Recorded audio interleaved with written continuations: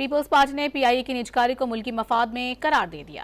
لاہور میں صحافیوں سے گفتگو میں سینئر رہنما راجہ پرویز اشرف نے باور کرایا کہ حکومت کوئی اچھا کام کرے تو اس کو مثبت عمل کے طور پر دیکھنا چاہیے۔ اس میں بہتری نکلتی ہے اگر پی آئی اے کی جو خسارے میں جا رہی تھی وہ اگر بہتر صورتحال ہو جاتی ہے تو یہ اچھی بات ہے۔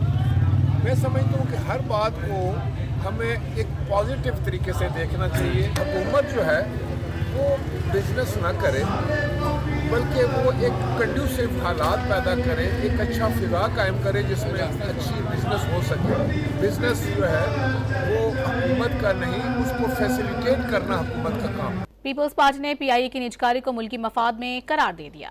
لاہور میں صحافیوں سے گفتگو میں سینئر رہنما راجہ پرویز اشرف نے باور کرایا کہ حکومت کوئی اچھا کام کرے تو اس کو مثبت عمل کے طور پر دیکھنا چاہیے۔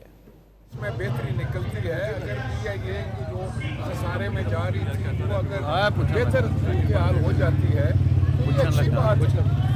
میں سمجھتا ہوں کہ ہر بات کو ہمیں ایک پازیٹیو طریقے سے دیکھنا چاہیے۔ حکومت جو ہے وہ بزنس نہ کرے بلکہ وہ ایک کنڈیوسیو حالات پیدا کرے، ایک اچھا فضا قائم کرے جس میں اچھی بزنس ہو سکے۔ بزنس جو ہے وہ حکومت کا نہیں، اس کو فیسیلیٹیٹ کرنا حکومت کا کام۔